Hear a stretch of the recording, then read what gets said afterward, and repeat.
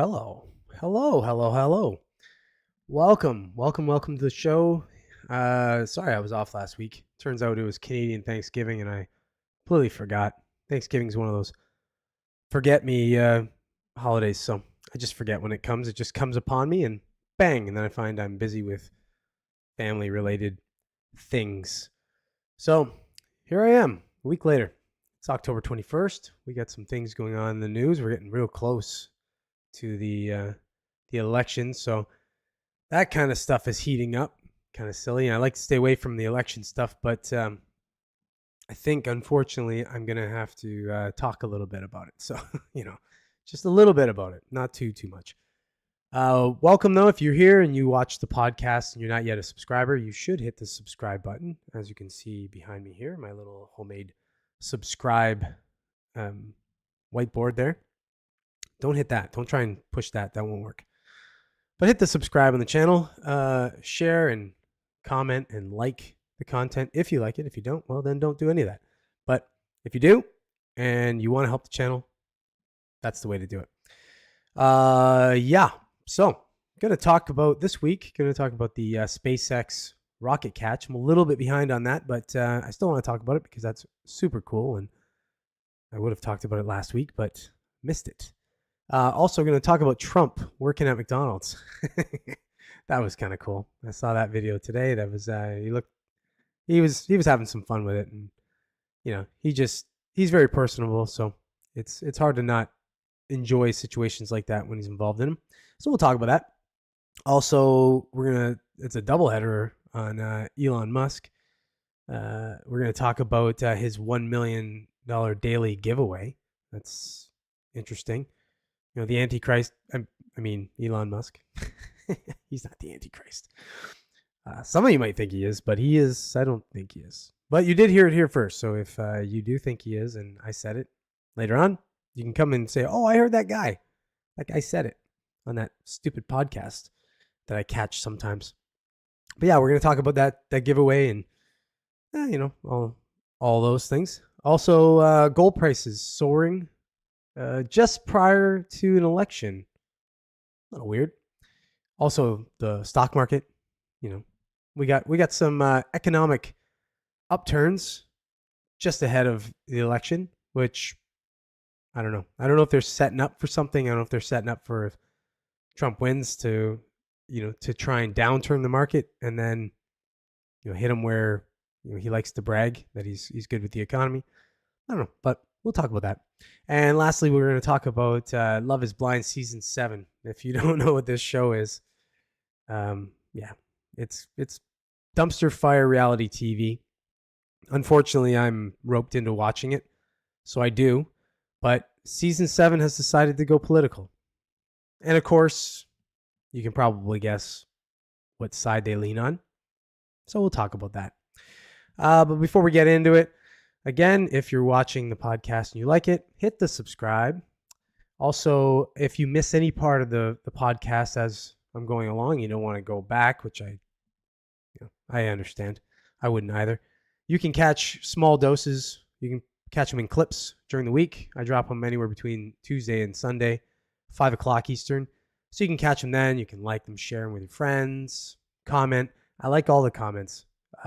Funny, bad comments. I like those. Those are my favorite, actually, to be honest. If you troll on me a little, I like it. As long as you're funny, as long as you're not stupid. Stupid trolling is just irritating, but I may respond. Depends. But yeah, comments are all welcome. Good, bad, ugly, whatever. Yeah. So, all right. Joe's not here with me today. He probably left me now that I ditched him last week. Now he's going to ditch me this week. He's like that. And we'll see if some of my other regulars come on. But right now we're silent. We got radio silence in the comments, so let's just get right into it. I'm going to get into the first segment here. Let me pop this up. Boom. Boom. Boom. All the booms. Okay. So SpaceX has done the unthinkable. They've caught a rocket. I don't even know how you begin to do that, but they did it. This is a little bit of old news. It's about a week old now, but I'm still going to read it because, like I said, this is cool shit. And I didn't do a podcast last week, so here it is. So SpaceX rocket booster makes successful landing after test launch as it's caught by what they call chopsticks. It was the first attempt to bring the rocket's 232-foot or 71-meter super heavy booster back to the launch tower. Think about that. 232 feet. That's like basically a 22-story skyscraper. They're catching that. It's nonsense. I don't even know how they do this, or they did this, I should say. 3 of its 33 Raptor engines were reignited to slow its speedy descent. After separating from the Starship's second stage at the height of 46 miles, or 74 kilometers for the Canadian people watching, the booster returned to Boca Chica in Texas, where it was grabbed and clamped in place using what the company describes as chopsticks. Arguably, they look more like massive pincers mounted on a huge steel tower. Catching of the booster was not guaranteed. Both it and the launch tower had to be in good, stable condition, SpaceX said, but it settled into position in what appeared to be a calm, controlled manner. The maneuver is considered a major breakthrough. Previously, similar-sized rocket launch vehicles like Saturn V crashed back down to Earth and were regarded as expendable. So if you did watch this, I'm not going to play it, but if you did watch this video of it actually happening, you can see it looks very soft in the way it was caught. But then SpaceX released further video or photos, I guess, to show that there was actually damage to the rocket. But, negligible damage considering what they're doing. It's, this is the first time they've caught a rocket. I'm sure from here on out it'll just be soft as a pillow. Yeah. SpaceX tweeted that Mechazilla had caught the super heavy booster. Are you kidding me? SpaceX Dan Hoot said, I'm shaking right now. This is a day for engineering history books. SpaceX owner Elon Musk said on X, which he also owns, the tower has caught the rocket. Space journalist Kate Arkless Gray said the booster was still traveling at a supersonic speed less than a minute before landing. So think about that. It's going faster than the speed of sound a minute before they catch it. So they have to calculate, the calculations that have to be done on that are just, it's unbelievable. It's mind-bending. And they were able to do it. And when you watch that video, like, again, I'm not going to play it, but when you watch it, the way it just slows down and just goes in, it looks better than like, I was gonna make a racist comment there. I was gonna make a stereotypical comment about a foreigner parking your car. You pick the foreigner, but yeah, input whatever racial slang you want to put in there. But yeah, they park this better than they can park a car in between two. So pretty awesome stuff. She added SpaceX is really, really innovated. Even just a few years ago, the idea of bringing a booster back to land or barge in the sea, no one was doing that. The Starship's second stage, meanwhile, continued on into space before landing in the Indian Ocean, west of Australia, following its 5th test flight from the launch pad on the border with Mexico. Splashdown confirmed, SpaceX said on social media. The Starship's second stage and the super heavy booster are designed to carry crew and cargo to the moon and beyond and be reusable. The Federal Aviation Administration, or FAA, approved the launch only yesterday, weeks earlier than expected. This is a week ago, by the way. Previously, the FAA said a decision on Starship 5 was not expected until late November. But it said Elon Musk's company had met all safety, environmental, and other licensing requirements for the suborbital test flight. It also approved the Starship 6 mission profile. Musk has heavily criticized the FAA, partly over the delay in approving the license for Starship 5, which SpaceX said was ready in August. SpaceX describes Starship as the world's most powerful launch vehicle ever developed, capable of carrying up to 150 metric tons. First unveiled in 2017, it has exploded several times in various stages of testing. What's an explosion or two? No big deal. In June, it successfully completed a full flight for the first time. This is wild, though. Honestly, this is wild stuff. We're living in a weird time now where they can launch rockets and catch them.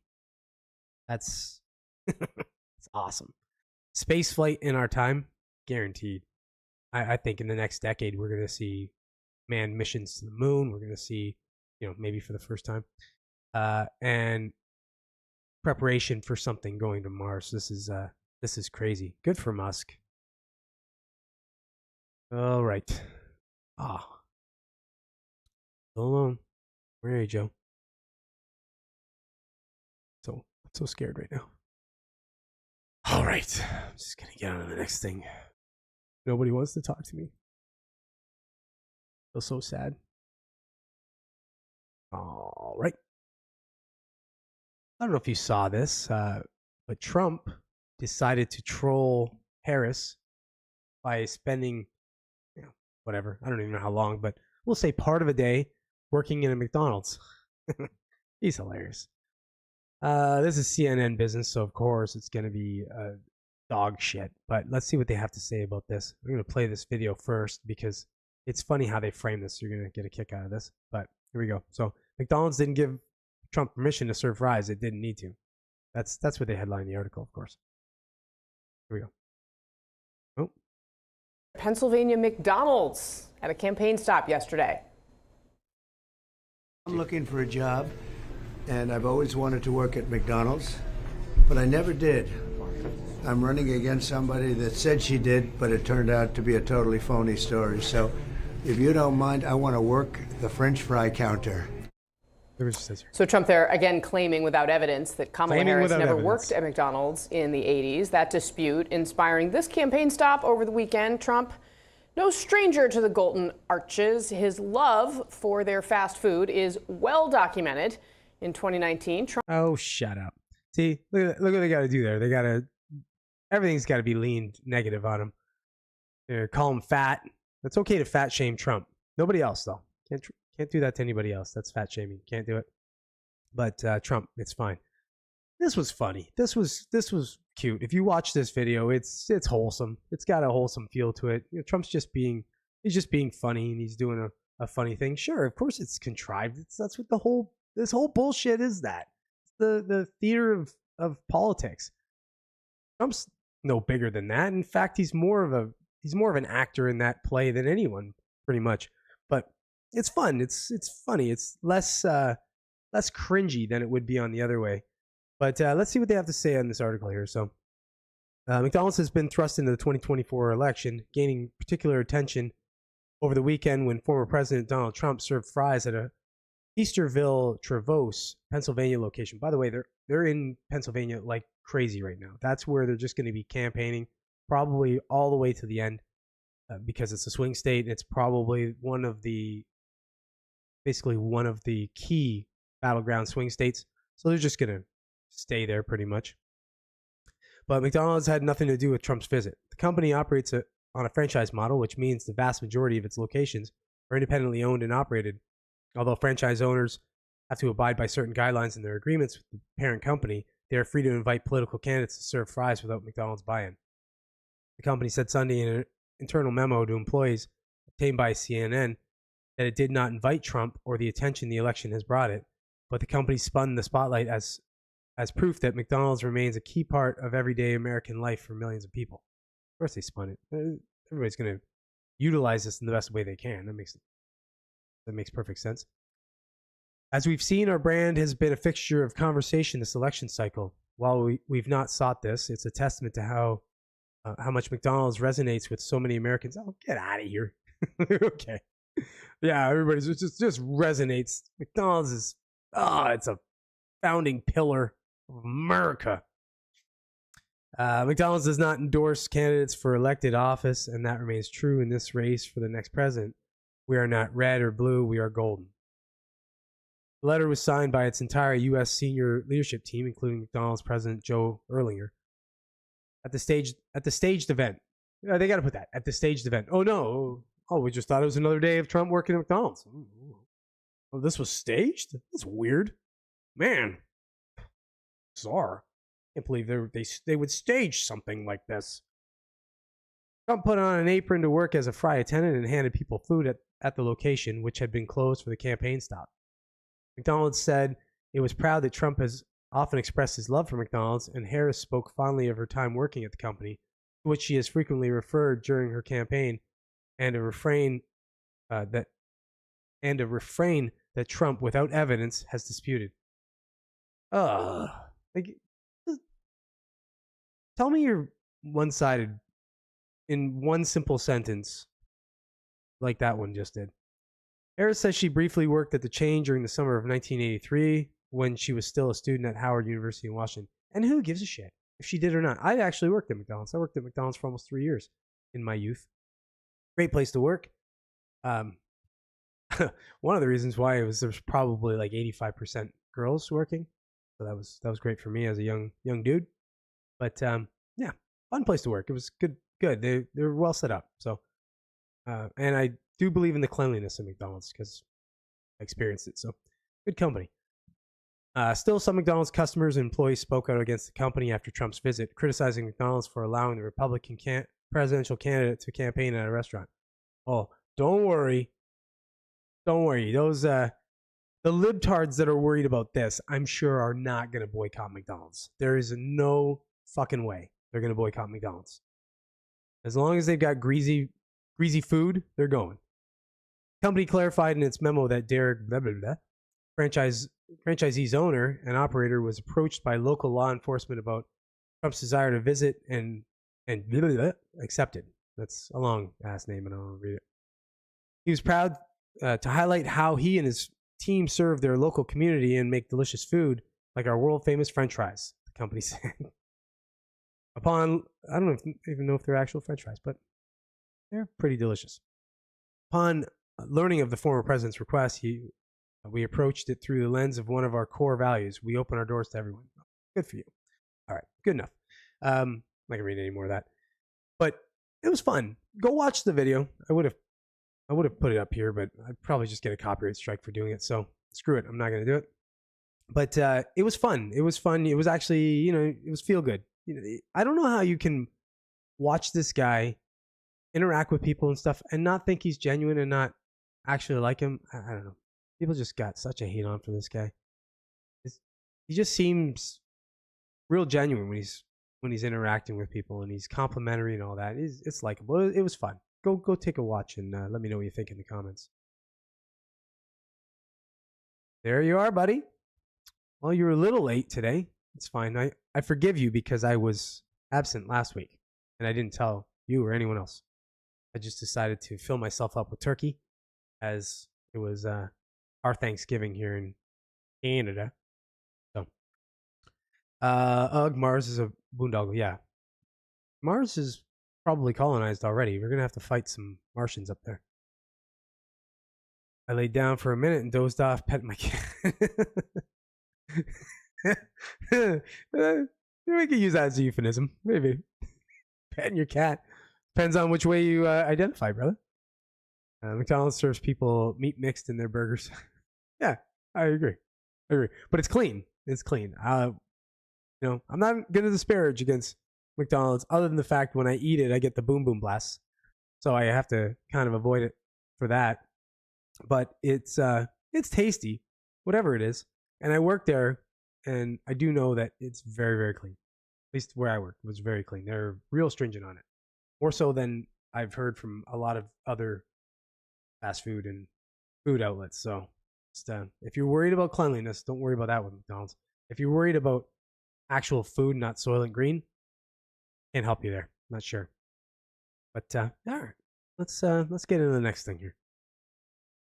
As you can tell, I got a little bit of a voice thing going on. I think my in-laws got me a little sick, but it's okay. I forgive them. I've passed sickness along to others. Here we go. So Elon Musk is giving $1 million away per day up until the election. Pretty cool. What a little philanthropist he is. I'm going to read this article. This is Reuters. So, I don't know. I'm mixed on Reuters. Sometimes they're all right. Most of the time they're dog shit. But let's see what they have to say here. Elon Musk's $1 million election giveaway tests limits of election law. Elon's $1 million giveaway for voters who signed his free speech and gun rights petition falls into a gray area of election law, and legal experts are divided about whether the billionaire supporter of Donald Trump could be running afoul of prohibitions on paying people to register to vote. The Tesla CEO is promising to give $1 million each day to a randomly selected person who signs his online petition pledging to support the First and Second Amendments of the U.S. Constitution, which protect the rights to free speech and gun ownership. There is certainly an argument that this falls within the scope of a federal prohibition on paying a person to vote or register to vote, said Daniel Weiner of the left-leaning Brennan Center for Justice. This is part of a pattern of him skating up to the edge of election laws that we've seen in the past several weeks. That's funny, the guy's name's Weiner. That's just... Musk representatives did not immediately respond to requests for comment on Monday. 4 legal experts were divided on whether the giveaway violates federal laws that make a crime to pay or offer to pay a person to register to vote. Brad Smith, a Capital University Law School professor and former Federal Election Commission chairman, said Musk is likely in the clear because signing the petition is sufficiently far removed from registering to vote. The mere fact that there might be an incentive doesn't arise to a payment for a particular activity, Smith said. The giveaway could be interpreted as Musk using his wealth to attempt to influence the tightly contested presidential race between Trump and his Democratic opponent, Vice President Kamala Harris. Musk's America PAC seeks to play a major role in helping mobilize and register voters in battleground states that could decide the election. Terms of the petition state that signers must be registered voters in Arizona, Georgia, Michigan, Nevada, North Carolina, Pennsylvania, or Wisconsin, all states that are likely to decide the election. Pennsylvania's Democratic Governor Josh Shapiro said on Sunday that the giveaway was deeply concerning and called on law enforcement to investigate. While Musk's promotion does not directly induce people to register, its timing and focus on battleground states indicate the petition component is merely a pretext, according to Richard Hasen, a law professor at the University of California, Los Angeles, who said the sweepstakes is therefore illegal. Of course you'd say that. All the left-leaning guys. I think signing the petition is relevant to the legal question because you must be a registered voter. It doesn't matter if you add other conditions, Hasen said, adding that the U.S. Department of Justice election crimes manual specifically cites lottery chances as potentially illegal payments. Okay. So it's funny, though. I'll just tell you that back in, 2020 or... Yeah, it was 2020. When Biden was running, the other guy, Zuckerberg, gave like $400 million to push the initiative to get... Well, basically, he was funding people to go around and ballot harvest. So how's that any different? I love how you can do that, but you can't just give people money as an incentive to support a thing. Like, it's, of course, it's, rules for you, and like the rules for one is not the same as the rules for the other, right? So it's I'm sure Elon has checked this out. I'm sure his legal team has checked this out, and they found out he's okay doing this. I think it's cool. I mean, he's giving money away to people. That's pretty awesome. He seems to be the only billionaire that doesn't really give that much of a shit about money, which makes him awesome in my books. He just seems to care about bettering humanity. I mean, obviously, in his idea of what betterment to humanity is, he may be wrong on AI and space travel. Look at it in a way that could be unsafe for us, but whatever. Debate it whatever way you want. It seems that at least his heart's in the right place, and he's actually, instead of being a miser and just keeping his money to himself, he's giving it away, and he's trying to do what he thinks is right for the country, which is better than these asshats just supporting one side because it seems to fit their agenda, their business agenda. That's just my take on it. You can let me know what you think in the comments. All right, buddy. What do you think? I signed it, but I'm never going to win. You never know, buddy. That'd be pretty cool. Imagine you won. That'd be awesome. We have to do a whole show about it. Tightly contested. He's up like 24 in aggregate. Well, yeah. They're never going to say any of that, right? Because, there's a plan. Sure, there's a plan. Can't talk about the plan. Like Fight Club. The first rule of Election Club is you don't talk about Election Club. On the Dem side. I still think he will lose, though, and it's going to be bad. 16 days till the Boogaloo kicks off. Boogaloo? Michigan has more voters in the rolls than they have eligible voters in the SEC or the Secretary of State refuses to clean the rolls until after the election. Of course.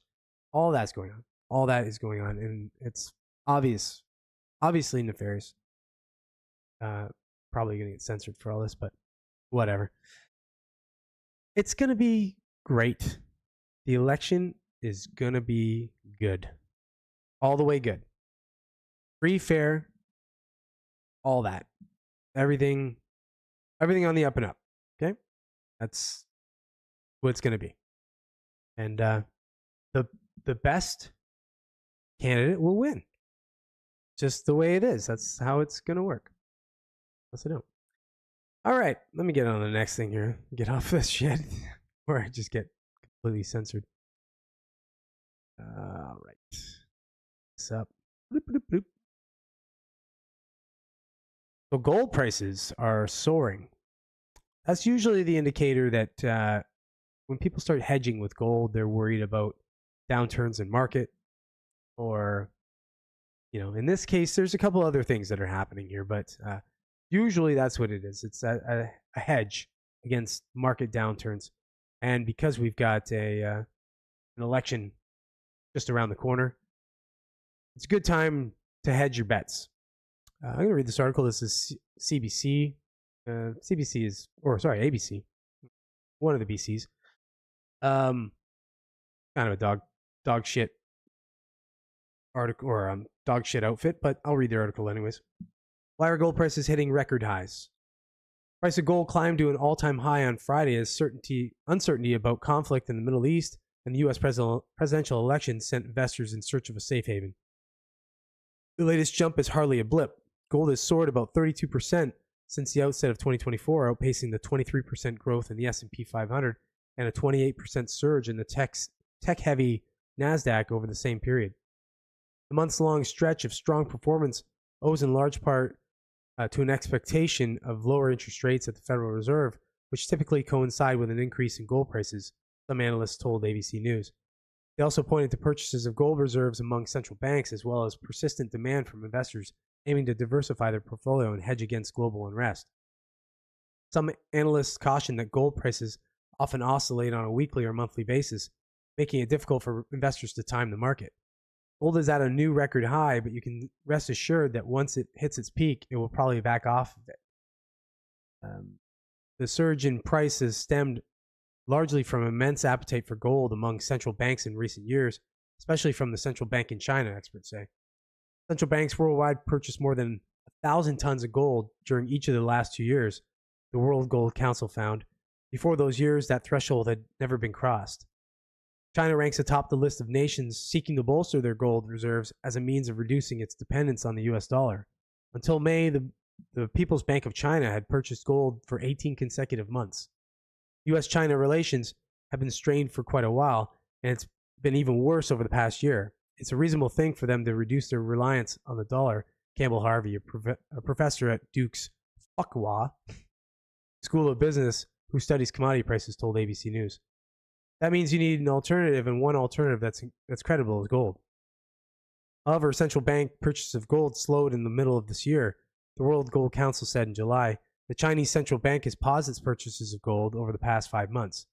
Still, the gold price continued to soar in recent months as investors grew increasingly confident that the Fed would cut interest rates. Heightened geopolitical uncertainty over that period also made gold an attractive place for safe haven investment. Last month, the Fed cut interest rates for the first time in more than 4 years. The chances of an additional quarter-point rate cut next month stand at more than 90%. Lower interest rates typically coincide with higher gold prices. Trevor Yates, an analyst at investment firm Global X, told ABC News. It's telling what has been behind this rally.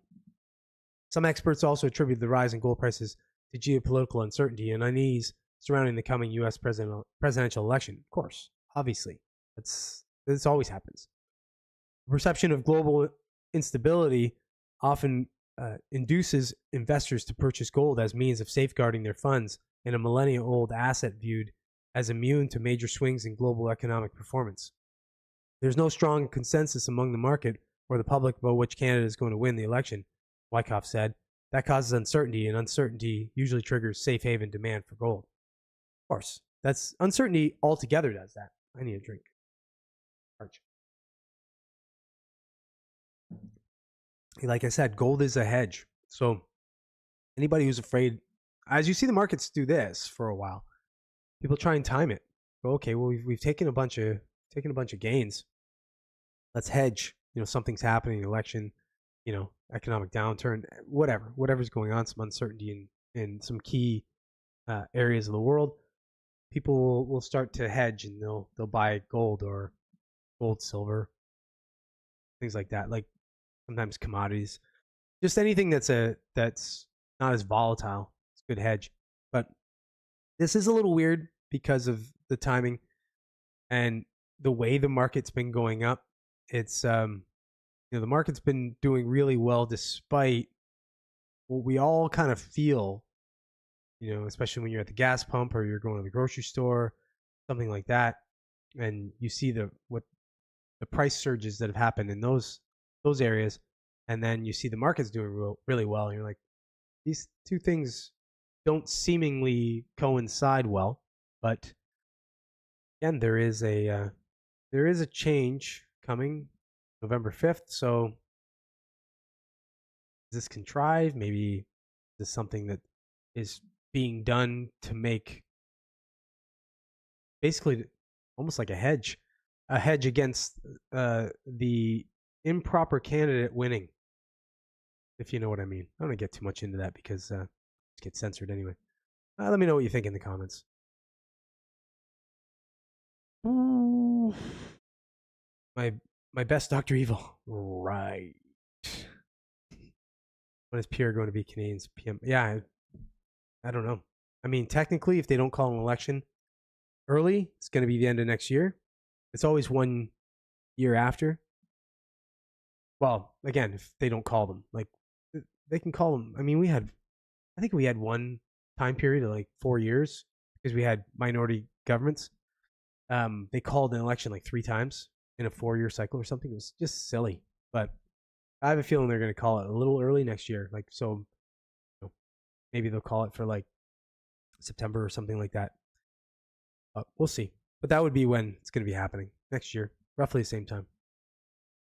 What do you guys say? I really wish I didn't sell my silver and gold coin collection right now. I sold it for $800 in like 2017. Oh yeah. Well, yeah, there's not a ton of gold unless you had a big damn collection, but not a shit ton of gold in those coins and stuff. So, yeah, I don't know if that would have sold for more than maybe double that, but yeah, hindsight, man, hindsight. I've sold things. I've sold things cheaper than I wish I did many times. That's why I'm just gonna hold on to any cryptocurrency I have until it's dead. And screw it. Yeah, UBI. UBI is coming. Yep, coming soon. When AI takes over, which is soon. Our AI overlords, they're gonna put UBI in there, and we're all just gonna eat Soylent Green. We're gonna be in the metasphere, whatever they want to call it, and we'll be fat and whatever, fat and plugged in. That's it. We'll have McDonald's intravenously in our neck, but McDonald's will now be Soylent Green. It'll be Soylent Green by the McDonald's Corporation, run into the side of our neck, and then Coca-Cola on the other side, and that's how we'll sustain. UBIs. All right, let me get on to the last thing here. You're gonna love this one, Joe. This is it's right up your alley. I'm sure you've been watching the whole Love Is Blind series, and you're probably way caught up. So you're gonna love this. Here we go. So Love Is Blind season 7. If you've watched Love Is Blind at all, like I have, unfortunately, you'll know that season 7 is a little different than the other seasons. It's kind of, they've done something different than they didn't do in all the other seasons, or I didn't notice as much at least. They've gone a little political. They allowed a lot of political kind of rhetoric in there. They allowed a big politics speech to go on between two of the, whatever you want to call them, contestants. I don't know. And it was pretty awful. It's all left leaning. I'm going to read this article here. This is whatever. today.com. This is explaining. This is going to be the chick that got into the political conversation, explaining why she brought up politics. Which, whatever. I'll read a little bit of it and then we'll talk a little bit about it. But Love is Blind star Marissa explains why she brought up politics in the pods. Season 7, Love is Blind forced the show to finally address the subject that is kept at arm's length: politics. For most of the couples who get engaged on the Netflix series, politics is never a topic of conversation. Aside from a disagreement between Season 3 cast members Artis Bowden and Nancy Rodriguez about abortion, the contestants on Love is Blind typically aren't shown expressing their political views. However, that doesn't mean the discussions don't happen. Each day in the pods, the contestants are handed conversational guides with multiple suggestions, including how they would tackle conflicting political views. For the show's 7th season, out October 2nd, a month before elections, Love is Blind decided to actually air opinions about conservative and liberal standpoints and the upcoming presidential election for the first time, fitting for a season located in Washington, D.C. In episode 4, Marissa George, a 32-year-old lawyer, she's not a lawyer, she's a law clerk, who previously spent 7 years in the Navy, opens up to Bowden, 36-year-old Ukrainian refugee who served as a Marine, about how differing political stances affected her past relationship. I think I told you I dated the Trump supporter for 3 years. A Trump supporter. Marissa said in the pods, he was a good person and everything. There's just a difference in thinking about how our society works. Bowden and Marissa both agreed that their views skew more liberal.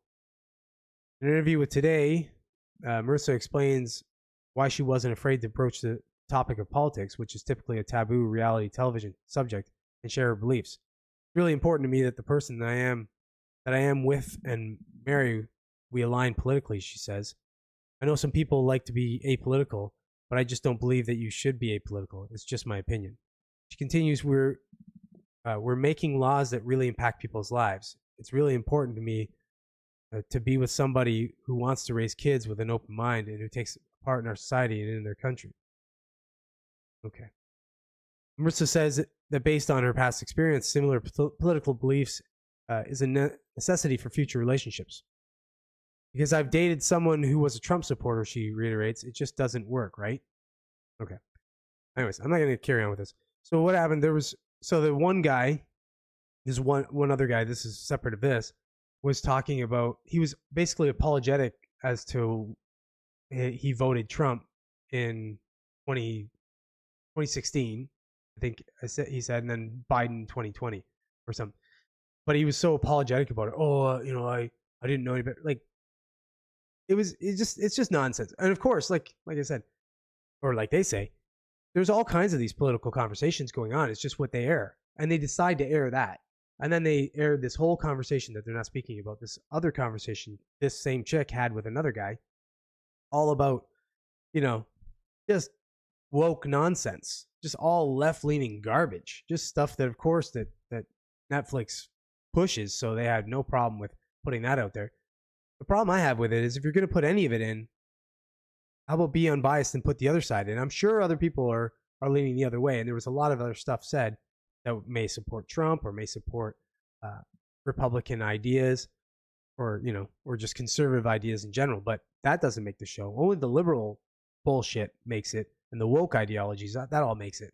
This show, just like any of these shows, for one, it's dumpster fire. If you watch these kinds of things, you're watching this right now, and you watch Love is Blind, it's a dumpster fire. You're watching nonsense. People getting married after 2 weeks, or committing to get married after 2 weeks, not even seeing each other. Half the time they see each other and they're like, oh, fuck. And you can tell that they're put off. So the whole show is nonsense. It's just reality TV. But it's the propaganda that's pushed behind that bothers me. Leave the propaganda out. This is the kind of show where you're supposed to turn your brain off. You're watching going, this is stupid and this is nonsense. But now they're trying to sway you when your brain's asleep.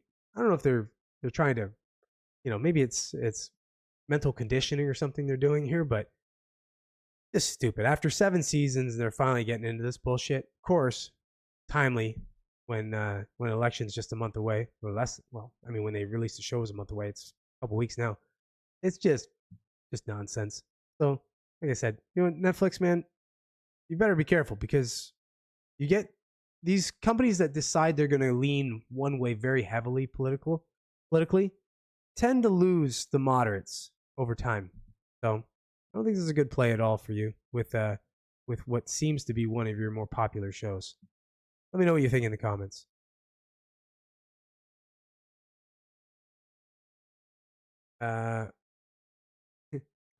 It's appointment viewing for me. Such a great show. Fucking awful. I don't know why I watch it. Honestly, I watch it, but I'm like doing something else too. I'll be usually on my phone, screwing around. So I'm half listening, half watching, whatever. And 100%. I agree with that though. You do need to at least be sympathetic politically with your partner. If you have completely differing political ideologies, it doesn't work. The good thing is most people are kind of in the center, right? Left of center, right of center. So you can find common ground in all different things. It's these like heavily right-wing people and these heavily left-wing people that are batshit crazy. They're the ones that are hard to deal with. And on this show, that broad I'm talking about there, she definitely leans, like it seems like she's drinking a lot of the left Kool-Aid, which would just make her insufferable to be with. But it's just dog shit that they're doing that to me. It's just so weird though that it's as if all media and all mainstream entertainment is absolutely captured by the left. And I just don't understand how or why.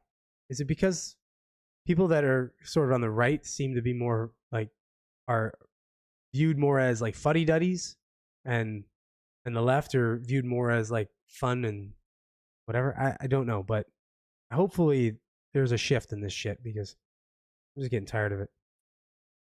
Woke ideology is what they want, and that's part of the reason I don't watch TV anymore. I do enjoy The Boys though. That's full of woke shit, but then Homelander lasers then. Yeah. That was okay. So this last season of The Boys, I think I talked about it on the podcast.